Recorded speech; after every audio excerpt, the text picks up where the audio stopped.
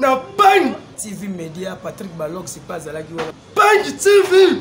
Oh man, akama ito. Oh man, apui. Ah, apui na Bang TV. La Bang TV Media, nous allons makambo. Sport et zawana. Bagag ba film. Surtout, auto BTLCT et zande matéya. On s'abonne. To s'abonner na Bang TV. Oh man, bagag ito. Ba film ito. Na Bang TV. Ne tombe à jamais. La bieza chaîne ya Musali na Nzambe. To s'abonner ma sebe ma bagangi matéya. Oh maman mi émission. Voilà, nous surtout en Mpangi TV, abonnez-vous surtout à cette MCP. Merci pour la fidélité et patience, la confiance au Pesakabiso dans Mpangi TV. Sur le Mpangi TV, tout la qualité et non la quantité. Le sous-soutué de l'eau parce que pour le Mpangi TV sur ma chaîne dans la zone unité, comme aux anaté à bien aux anaté dans Mpangi TV. Et le sous doit un élément à sika pour le Coca-Cola, bananzambe mingi. Et le si j'ai la biso et l'eau. Tous la question qui va aller autre que tout Christ, donc ba chrétien ou ba yamba Yesu Christ, le cola mon condipé mon bit ici. La question de biso ezali autre que tant na mwe pa ba nzambe ya liboso ezali pourquoi tu as crié au Seigneur Jésus-Christ.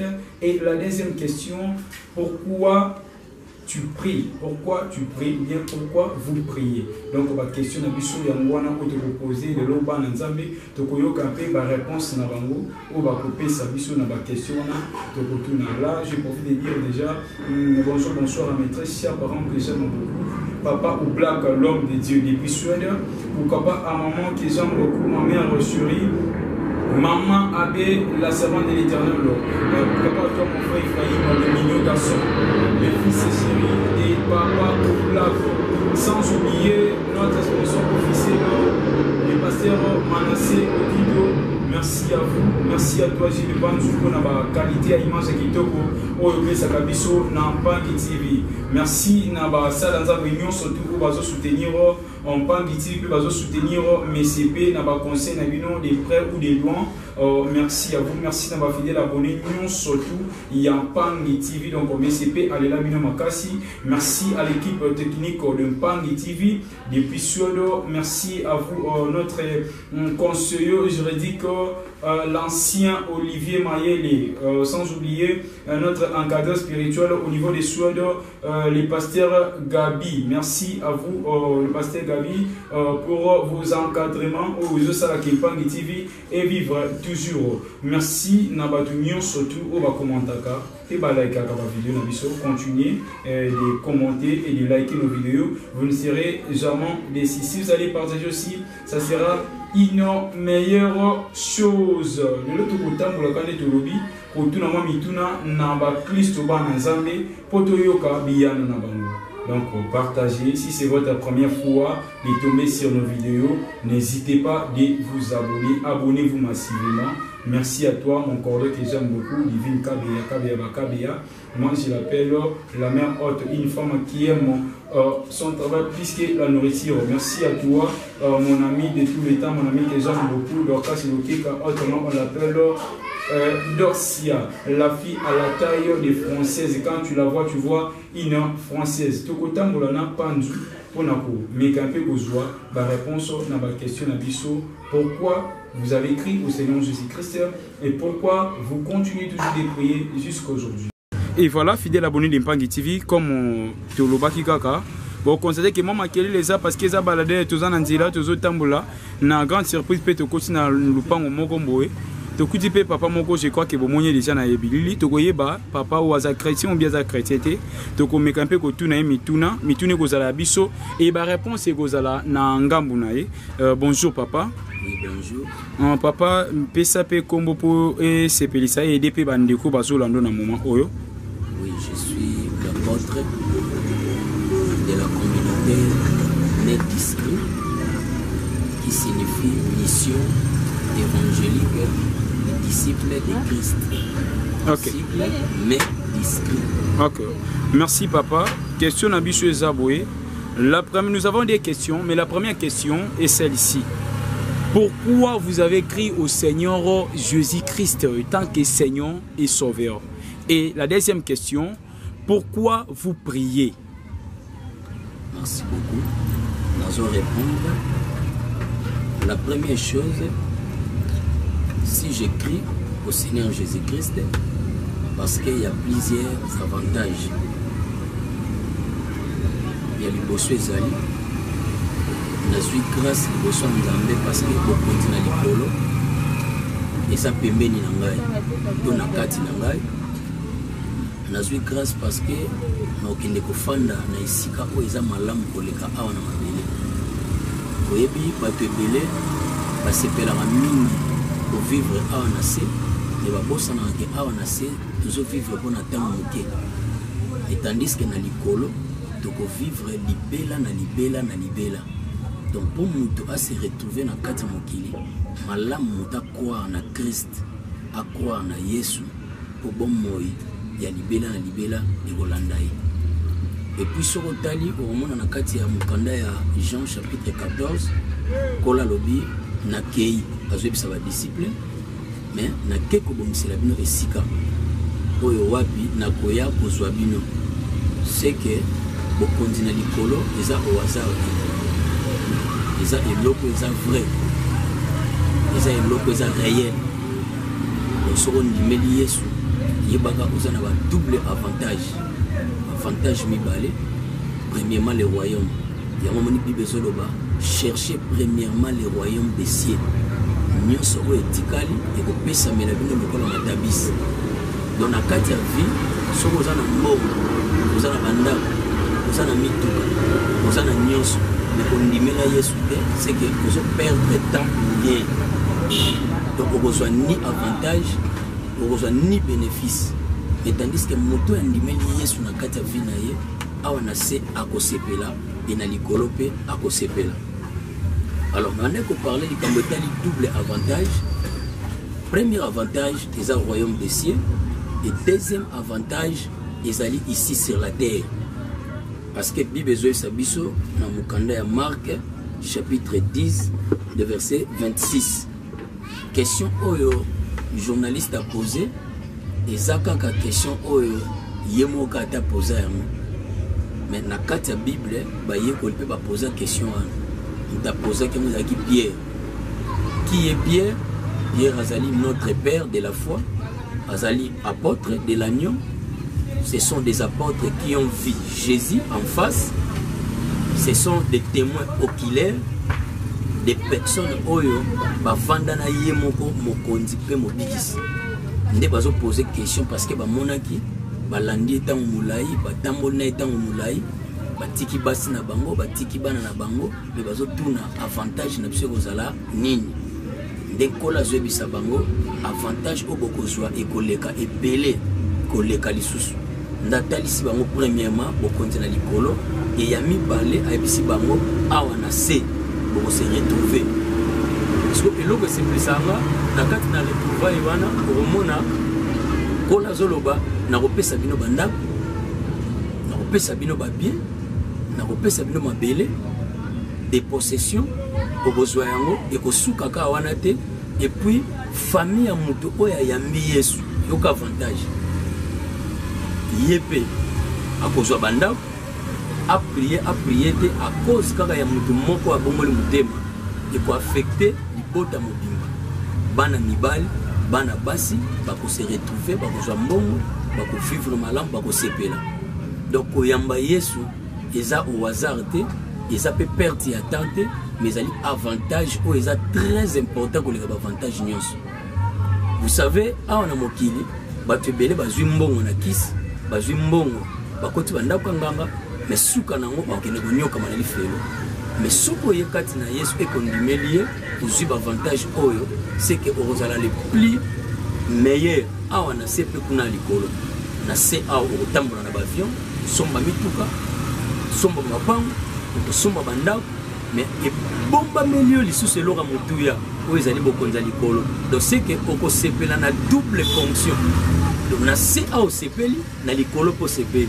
Mais tandis que so ke na ndako nganga apesio kisi a opeso ba condition mais yebaka suka nango conséquence mabe koyela en dehors ya conséquence wana lola pona yo otika la revivre ngote de osepelika ana c'est isuki awa mokola suka oke ko souffrir l'enfer.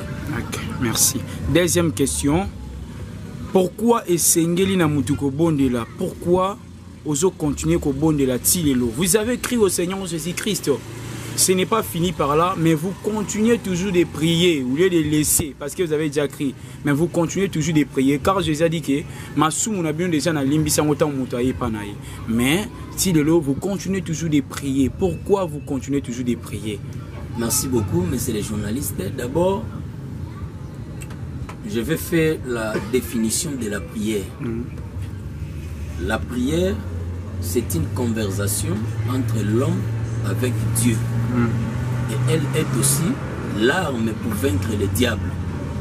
C'est-à-dire dans la prière, c'est un dialogue entre l'homme avec Dieu. Dans le retour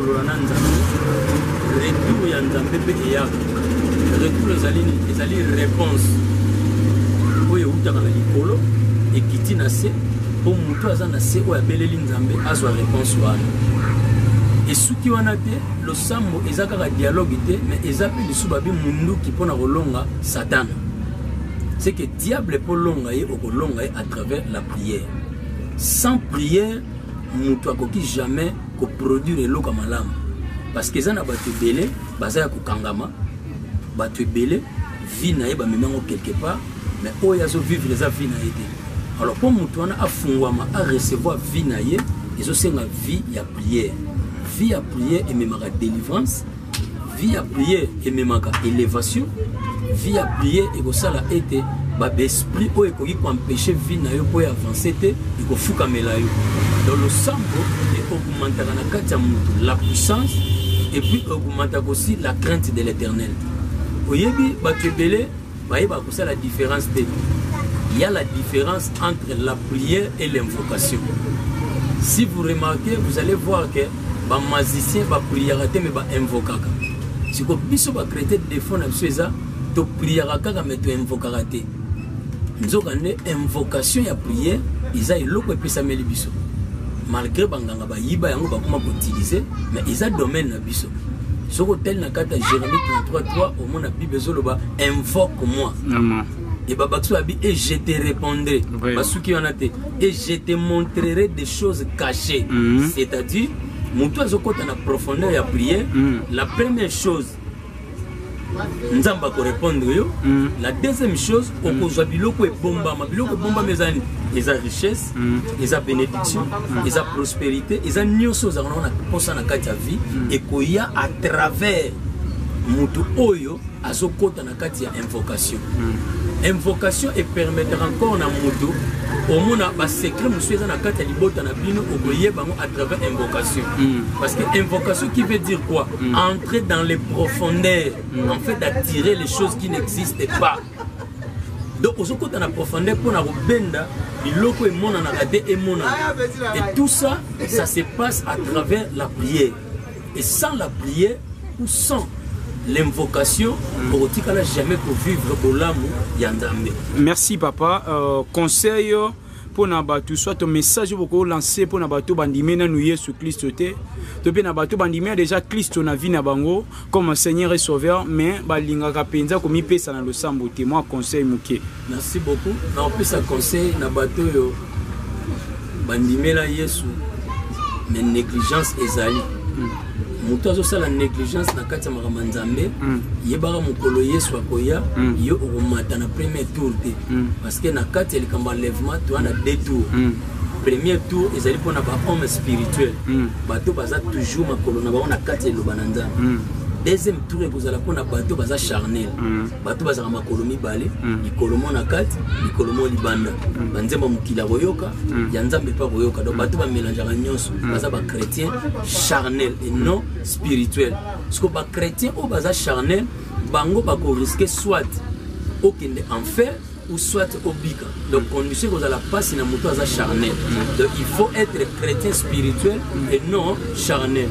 alors mpona bato oyo nanu babongola mitema te bayamba mpe yesu te na kati ya bavi na bango conseil akopesa yo yesu alobi encore un peu de temps celui qui doit venir viendra donc ngonga etikali mokie il faut koprofite déjà yesu aya na kati ya vi na yo okozwa bomoi oyo eleki nyonso ombo ata mokili bakopesa te seulement kaka yesu nde moto apesaka yango alors soki oboyi koyamba yesu na kati ya vi na yo liwa eyeli yo na butu yo oboyi koyamba yebaka koperdre vi na yo donc c'est que parcours nyonso osali eza parcours ya perte mpe ya pamba donc okonyokama mpe okosouffrir.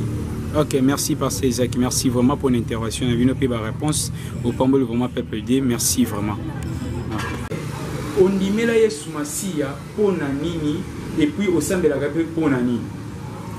Wow. On dit mais là Yesu Masia pour nini pe na sambe la gape pour nini. Oui. Merci d'abord pour la question. Premièrement, nabotama chrétienté. Nabotama chrétienté, mais nabotama na famille aba chrétien. Na koli moi muke le roi ba jeune nyonso. Donc sur na Bible le roi ba jeune nyonso ba vie oyo o ba benga kilelo. Ba na meka un peu ko sala pe moi mingi. Mais il y a eu un temps oyo na écouta na lumière le roi Paul nanzela ya avant Paul. Avant, je dois combattre Paul parce qu'il était à Zalakina nous Saoul. Oui. Ouais. Saoul nanzela à Damasé. Et à Koutani na lumière et bêtier nda koyaki. A abandonné ba acte na union sur akara. Donc, ngai pe le roi bongo nazaki jeune morboé, on a vando vivre selon mokili.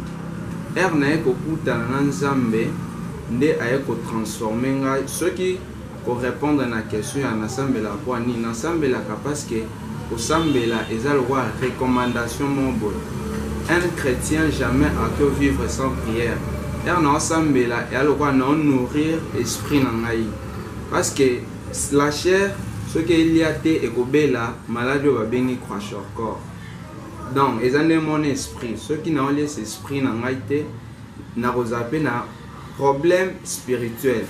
Moi, on a croître dans autres mains, l'esprit est au croître. L'esprit la chair est faible, mais l'esprit est bien disposé. Pour que l'esprit soit bien disposé, il faut allier sa carango. On remarque Pierre na Jésus na Katiaba. Pierre a zola la, ne Satan a zola pour réclamer Pierre et pas Jésus. Ce qui Pierre a venu pour s'embêler na Jésus. Satan n'a qui a courage à s'approcher pour réclamer Pierre. Satan a courage parce que Pierre dormait. Parce que Pierre dormait avant d'être s'embêter. D'autre part, Pierre a malili spirituellement. Satan a courage à réclamer Pierre dans le et Jésus. Ceux qui n'ont pas ils ont premièrement parce qu'ils ont vie, parce que Bible le but, Christ en moi c'est l'expérience de la vie. La vie nous sommes comme la prière, comme la parole de Dieu, comme la foi en Christ. Ceux qui n'ont pas là, parce que ils ont vie nangai chrétien à kosambe là.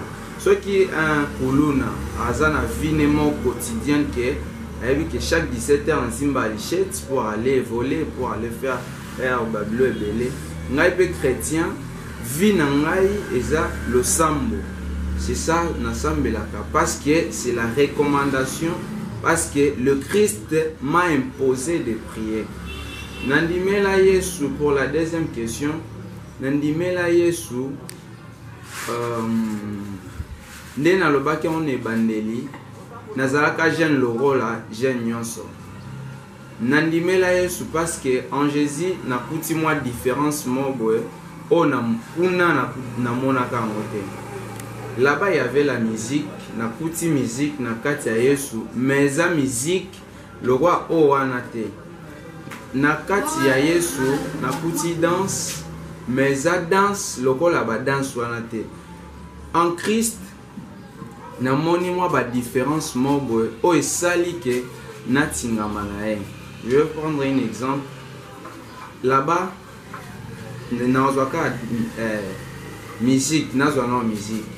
Là-bas, il y avait la musique, mais musique on a kuti en Christ eza nde mote comment kuna na kyo yemba na bini na sali nyonso mais sans salaire sans les foot mais en Christ nazo zwa peine ya ko bina nazo beta mololo nazo sauter na yeba ke na sauter awa maladi mobo eza na kati na nga elongo soki kuna na wanda bina na omi pesa nzoto pasi ya pamba obina boye nzoto ebeli obina boye langwe ekrele ba problème na nzoto mais en Christ naye na bina boye na yembeli nzambe maladi o ezalaki na nzoto o nazwaki libanda na mokili parce que na bineli Christ et milongweli yango moko nandimela Yesu parce que j'ai trouvé une différence oyo kuna na mona ngote c'est ça un peu oyo moi muke toze nazaki nango ya koparler. OK o eza lokola conseil ndeko na biso oko pesa na batu ona no bandimeli Christ ete bandeko mingi opi bakena na bango lo sambo me basambela kapenza lo lenge longo banité moi conseil muke na bandeko wana. La Bible dit ce qu'un homme aura pour semence c'est ce qu'il le moissonnera. O mutako buka e akolona yangonda abuka. Jamais mutalona masango abuka nguba. Jamais mutalona farine alona abuka molona mususu. Donc mutako buka kaka oyo ya alona ki. Soko zo buka via mabe okolona soko olona via mabe okobuka via mabe. Bande konangai bilenge, bande konangai ba papa ba maman, ça ne sert à rien. Yako demeurer na ba vie moko o ezopesa nzambe lokumu te. Yamba Yesu lokola nkolo pe mobikisi. Témoignage na témoigner musika te témoignage ezanga moko. Ba bayebi ngai ba kotatola. On dit que certainement on a le baiser à solo. Témoignage des angamoro. Ngande konabino nazaka mba vimo on dit makutute. Coureur de jupon, fimère, bandé mon bébé. Mais na yamba Yesu, Jésus a pesa na moi valeur on azana monte na mokili. Donc de konangai ozolanda ngai ndeko na ngai moi super mobali tika ba vie ozana ngwana c'est pas vraiment bien. Yesu azo sepelate. Jésus a besoin de toi. Yesu azana posa apesa yo pe valeur. Yesu azana posa a komisa yo place oyo yo oreva ko koma mena mokili ko koma te. Jésus a besoin de toi. Émission oyo na sepel na makasi po eye ko révolter ba esprit à jeunesse. En tout cas, que Dieu vous bénisse. Merci. Pourquoi au limela Yesu Christo et puis au sein de la pourquoi vous priez, pourquoi vous avez crié au Seigneur Jésus-Christ? Bon, Nandimela Yesu, premièrement pour avoir les salis selon la Bible, deuxièmement pour hériter le royaume des cieux.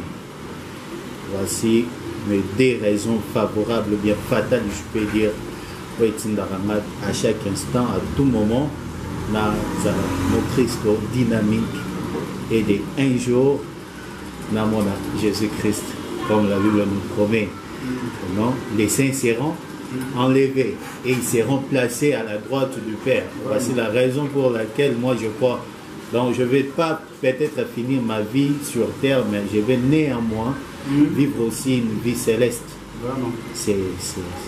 Maintenant, pour vous, pourquoi vous priez? Vous avez déjà crié au Seigneur Jésus-Christ le temps que le Seigneur soit là, non? Maintenant, jusqu'à présent, vous continuez toujours à prier. Pourquoi vous continuez toujours de faire la prière?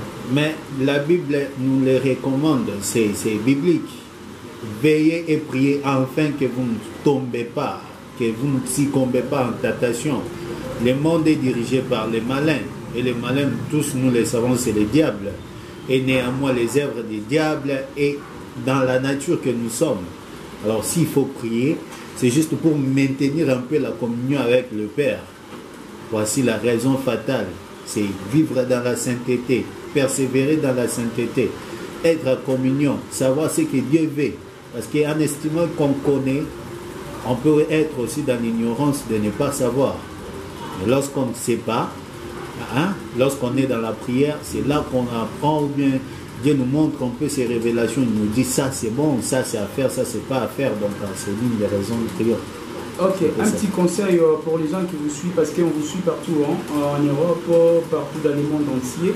Un conseil pour les gens qui n'ont pas encore crié au Seigneur Jésus-Christ et les gens qui ne veulent pas prier. Parce qu'il y a d'autres personnes qui ont crié au Seigneur Jésus-Christ comme étant Seigneur et Sauveur, mais lui, pour lui, la prière, vraiment, il ne s'intéresse pas vraiment à la prière. Si vous pouvez donner vraiment l'importance de la prière et puis conseiller les gens qui n'ont pas encore crié au Seigneur Jésus-Christ. En Jésus, il y a tout. En Jésus, il y a la vie. En Jésus, il y a l'émergence. Il y a le progrès. En Jésus, tout ce qu'on cherche ailleurs, on peut en avoir.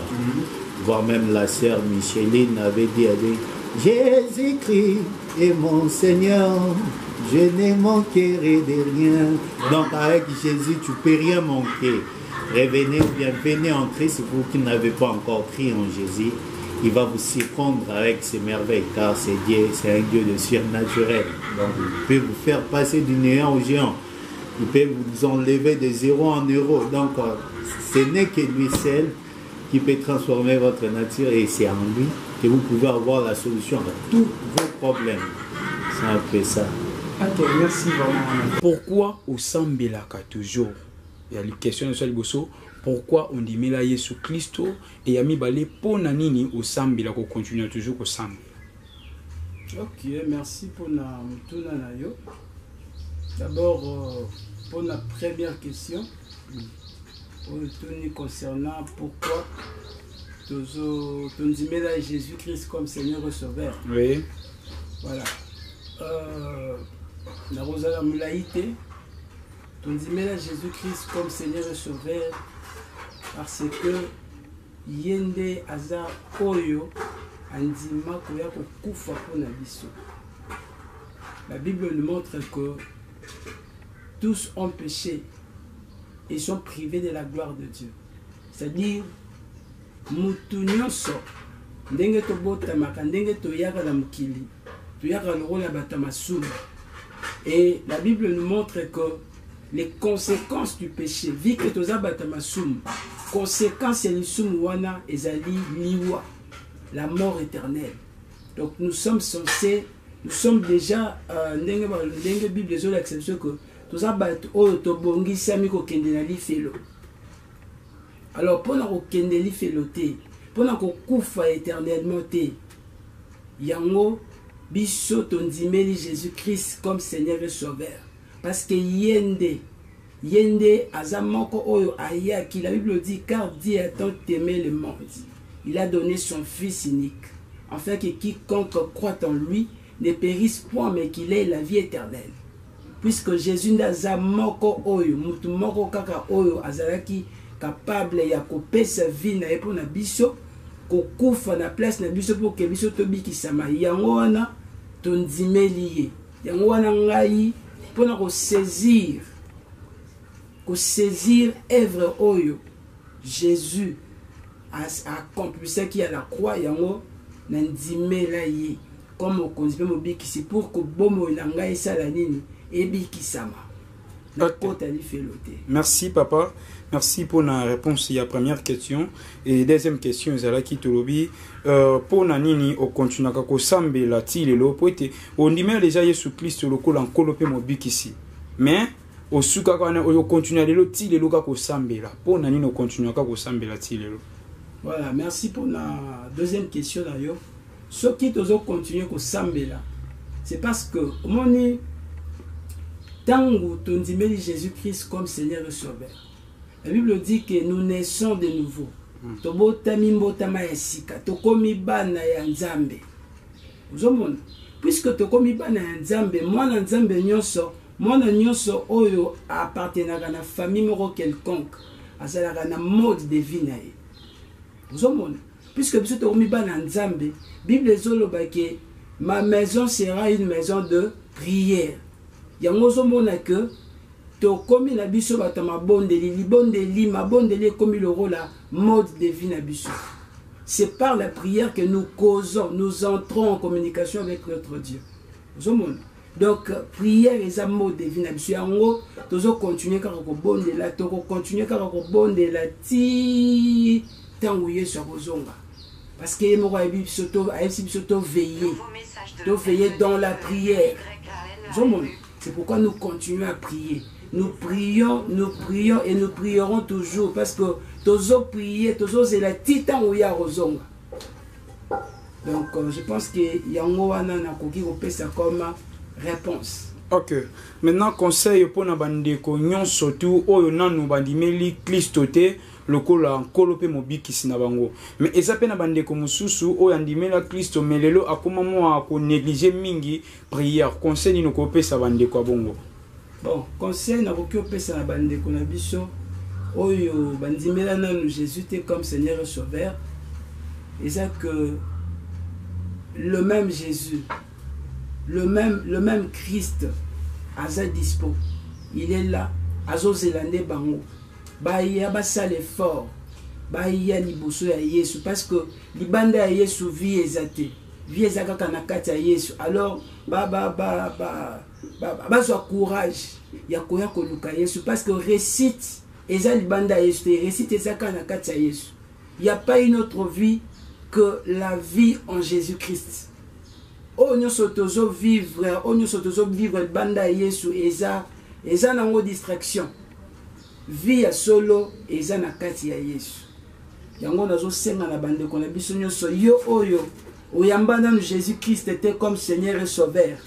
Nazo benga yo oyamba Jésus-Christ comme Seigneur et Sauveur parce que tango biyambiye nde obandi bomoyi ya solo obandi kobika dès lors que tu as reçu Jésus-Christ comme Seigneur et Sauveur parce que tango zana na Yesu te ozo vivre na yo te ozo sala na yo ba aventure ozo l'exatan na yo ya pamba. Il est important to luka to kota na destinée na biso parce que mutu o nyonso ayambina no Jésus-Christ comme Seigneur et Sauveur te azali banda ya destinée na ye. Destinée à mutu zalaka na kati ya kolo. Tango pesi bo mo na yo comme Jésus comme Seigneur et Sauveur, o pesi bo mo pas Yesu comme Seigneur et Sauveur, c'est comme ça que ozo kota na destinée na yo. Donc, je les appelle tous boya tout ça les nzambe, bo pesa bo mo na bune pas Yesu. Ok, merci papa. Écrit au Seigneur Jésus-Christ. Et la deuxième question, pourquoi vous priez? Voilà. Merci beaucoup pour la question. Je vais commencer par la première, qui est le fait de savoir pourquoi j'ai reçu le Seigneur Jésus dans ma vie. C'est une très bonne question. Et je pense que c'est une question où, si on pose ça à plusieurs chrétiens aujourd'hui, ils ne sauront pas répondre. Vraiment. Peut-être par nos réponses. Les autres qui vont suivre l'émission sauront quoi répondre quand on les posera ce genre de questions. Alors, en ce qui me concerne, j'ai reçu le Seigneur Jésus dans ma vie quand j'ai compris quelque chose. Quand j'ai compris quelque chose, quand j'ai compris que, étant humain que je suis, né de la chair, je suis un pécheur. Et je fais du mal. Et quand j'ai compris que Kosalamabe étant Moutou, et c'était là où on a école, na botami bongo, na kuti mabe et mabe botami katinanga. Je le fais comme si je ne l'ai pas appris quelque part. Je fais du mal aux gens. Et quand j'ai appris dans la Bible que Moutounio soit botami na nzoto et a botami na masumo to sala kamabe, il y a une conséquence qui l'attend quelque part. Il y a une conséquence et cette conséquence-là, la Bible l'appelle la mort. C'est-à-dire il mourra. Mais la mort là, c'est pas seulement la mort physique, parce que tous mourront. Mais la mort là, c'est aussi la mort spirituelle. C'est-à-dire que celui qui fait du mal, celui qui est né de la chair, un homme, un humain, il est né avec le péché, il fait le mal. Et ce péché-là qui est en lui va lui amener à la mort. Il va mourir. Et j'ai encore appris, dans la Bible toujours, que Dieu qui nous a créés, qui nous a envoyés sur cette terre, a trouvé une solution à ces problèmes-là, les problèmes du péché. Puisque de nous-mêmes, on ne peut pas nous sauver de ces problèmes. De nous-mêmes, on ne peut pas quitter ces problèmes. Seul Dieu peut nous aider. Et j'ai appris que Dieu nous a aidés. Il nous a trouvé une solution en une personne. Et cette personne-là, c'est la personne de Jésus. Je l'ai vu dans Jean 3,16, je l'ai vu dans Romains 5,8. On dit quand nous étions des pécheurs, Jésus est mort pour nous. Au lieu que moi je meure, lui il est mort. Dans Jean 3,16, on a dit, Dieu nous a tellement aimés qu'il a donné Jésus pour nous, afin qu'il meure à notre place. Et quand je croirai en lui, je ne mourrai plus. Je l'ai appris, ça a résonné en moi. J'ai regardé la conséquence qui m'attend et la solution que Dieu donne. Et ce qui est merveilleux, quoi, na tunaki est-ce que nous avons mbongo pour na mbaye swango pour na kufa souté. Est-ce qu'il faut na futa mbongo? Est-ce qu'il faut na ça ni na dépenser nini? Et on m'a dit que c'est gratuit. Vraiment. Le salut est offert par la grâce. J'ai appris que Jésus est mort pour moi. J'ai appris que je devrais mourir. Lui, il est mort. Mais pour que nous soyons vie oya pesinga, vie oya lelo, pe atana lungo na mokilo na vivre le sous éternellement na ye, il faut nandima, na croire, nandima que a salagi musala on ekulu suponanga. Et quand j'ai appris tout ça, ça a touché mon esprit. Je me suis dit je ne peux pas me perdre. Je ne peux pas me perdre à cause du péché. Je dois donner ma vie à Jésus. Vraiment. C'est pour ça que j'avais donné ma vie à Jésus et jusqu'au jour. Voilà un peu. Ok.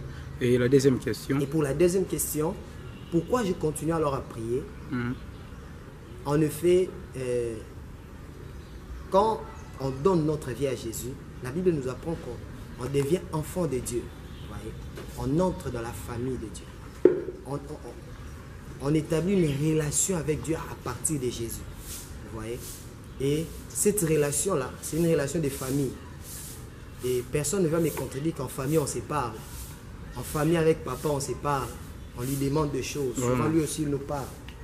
Et par la prière, si je peux répondre en bref, par la prière, c'est un moyen qui nous permet de parler avec Dieu. Je vais souligner quelque chose qui est très important par la prière. La prière n'est pas une tour de magie, comme font les autres. Ils prient pour avoir des choses, tout ça. Nous, pour nous les chrétiens, la prière, c'est le moyen qui nous permet de parler avec Dieu, d'être en communion avec lui, de s'entendre avec lui, de lui dire nos problèmes, de lui dire nos soucis, de causer avec lui. Vous voyez? Et par là, lui aussi nous parle, par là, lui aussi nous répond, par là, lui aussi.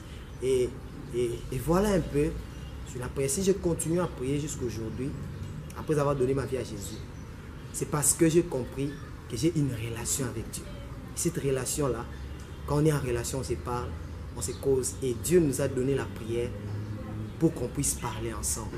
Voilà un peu.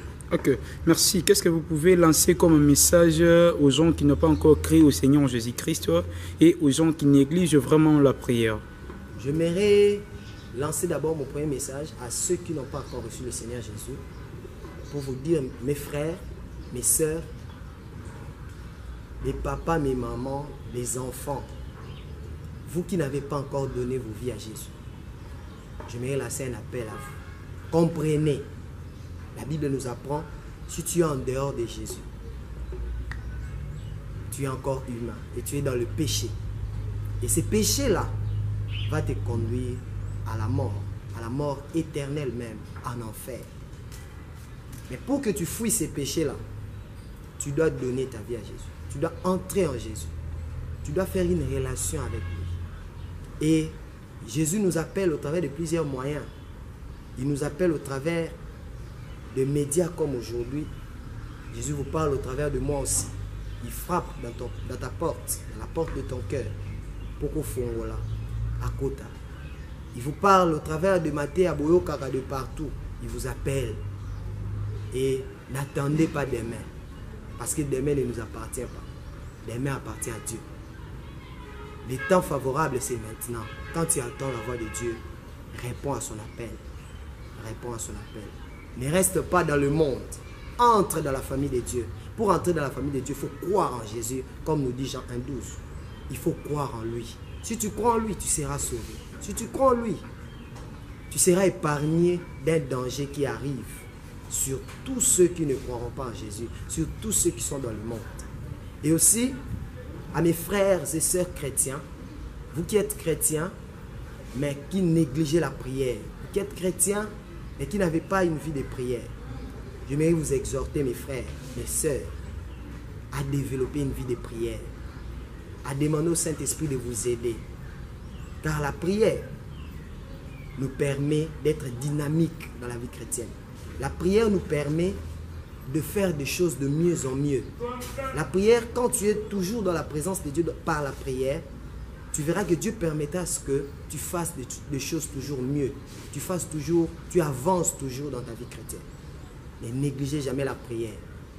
Développez une vie de prière et Dieu va vous aider. Voilà un peu. Ok, merci. De notre émission d'aujourd'hui, je crois qu'il y a Boulani Bandekognon, surtout, des bapés si la réponse n'a pas ils ont répondu. Maintenant, je vous demande de vous, quelle est votre réponse? Réponse les amis, ni la question pour te poser, ou yamba yesupo na nini, pe au sein de la capona nini. Si vous allez répondre par vos commentaires, ça sera aussi une meilleure chose. Répondez-nous par vos commentaires et que ça la biso vraiment qui toko makasi. Je crois que Boyoki Bandeko, Babi Bayamba yesupo na nini.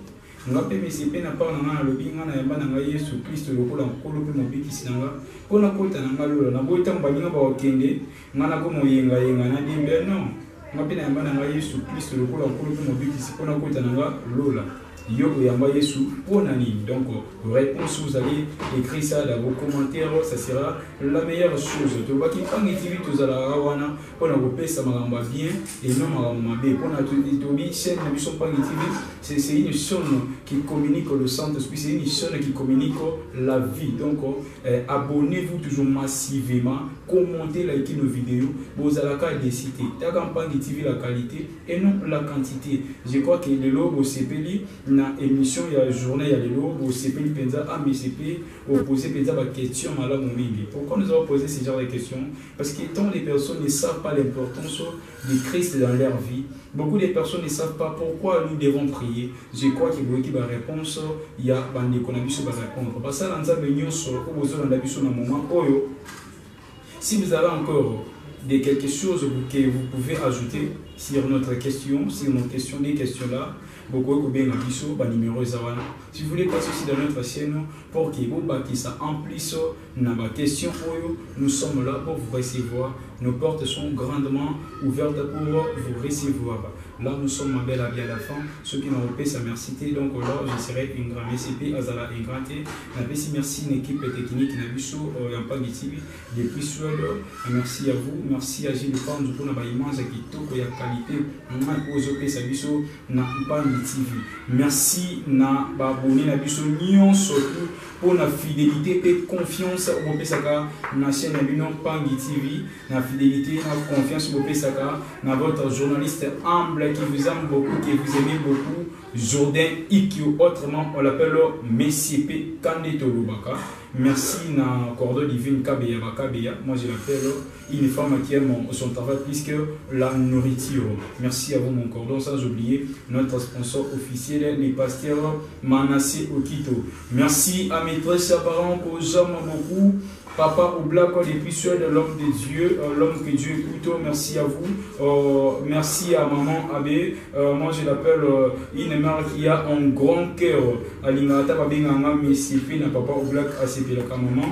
Votre fils MCP vous aime énormément. Merci à toi mon petit frère que j'aime beaucoup, Ephraim, le fils chéri de papa Oblako. Merci Nabasa Lanza Mignon surtout. Merci Nabaleko Nyon surtout.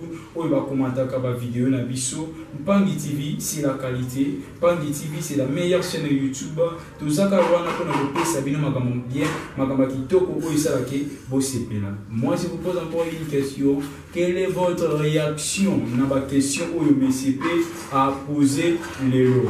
tosepelaka na bino elenge bino mpe bosepelaka na biso soki bokopartage émission oyo ekozala mpenza eloko moko ya motu ya makasi ekosepelisa biso nyonso to. Merci à mes amis que j'aime beaucoup, amis moi basoutenaka MCP na baconseil na badon na bino esalaka nga bien makasi. Là j'ai dit merci à mon ami que j'aime beaucoup, Raymond, merci à toi. Je vis ozomonaka baconjoncture babite MCP ofanda beauté malimi makasi, il faut na créer le comment. Merci Raymond, je vis.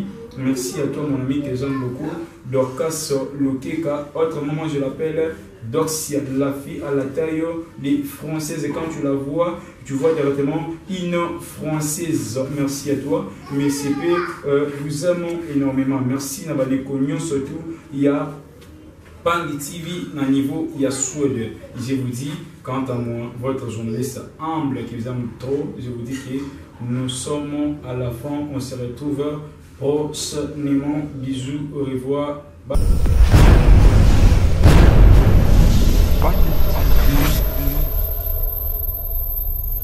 La voix libre.